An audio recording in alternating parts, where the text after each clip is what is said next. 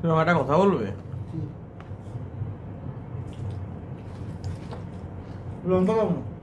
তুমি মানে তুমি গোপাদিদের দীঘা যাওয়ার ব্যাপারে কিছু বলেছিল?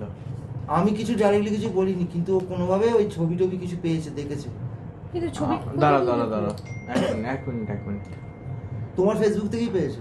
না, তুমি তো দিয়েছো ফেসবুকে। তোমার সাথে কোন ছবি? ছবি নেই। আমার কথা হয়েছে আওয়াজ তুমি এরকম কোনো কথা বলেছো? মানে ওদের বাড়িতে আমার কথাটা শোনো আগে। কি জানো আমাদের কথাটা? ডাইরেক্ট বললো কি জানো কথাটা? যে বলছে ইয়ে গৌতমদা নিজে বলেছে যে এরকম রনু আমাকে মিথ্যা কথা বলতে বলেছে যে ওদের সাথে গেছি। কবে? এই তো 1 মাস আগে। 1 মাস? মানে তুমি বলেছো যে এরকম কথা, যে আমি বলেছি? গোপালি বলছে রনই তো গৌতমদাকে বারণ করেছে, বলছে আমাকে মিথ্যা কথা বলতে বলেছে যে ওদের সাথে যে গেছি। তারপরে এরকম তোমাকে আমি এরকম কথা বলেছি যে আমরা কোথাও গেলে অরুণ আর গোপাদির হিংসে হয়, এরকম কোনো কথা আমি তোমাকে বলেছি? ওরা কিন্তু না ওটা কিছু বলেনি।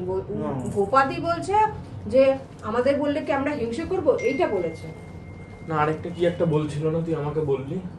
এইটা বলেছে যে গৌতমদা নিজে স্বীকার করেছে যে রনু আমাকে মিথ্যা কথা বলতে বলেছে, আমার কোনো দোষ নেই। আমি তোমাকে বলেছি না মিথ্যা কথা বলতে একবারের জন্য?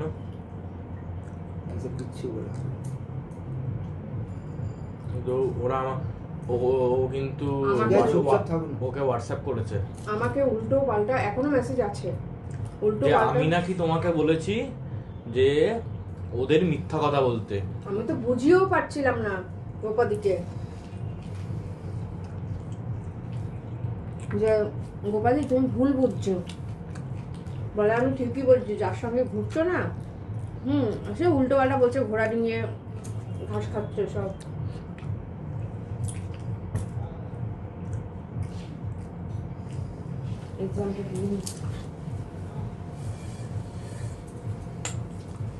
নাকি উল্টে তো তুমি আমাকে বলেছিলে যে দাদা টিকিট কেটে চলে গেল, আমার টিকিট কাটলো না, তারপর আমাকে ফোনে আসতে বলছে।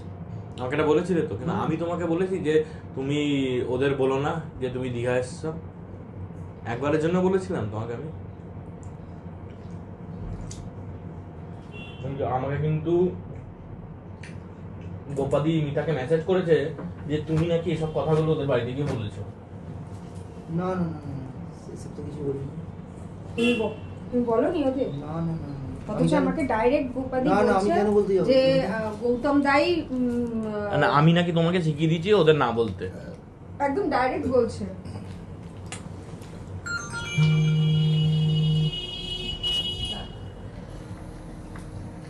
বিডি ব্লক থেকে, বিডি ব্লক কোথায় বলো, যেখানে তুই কাজ করতিস ও ওখানে আছে। আচ্ছা এসআরএস মানে ভুল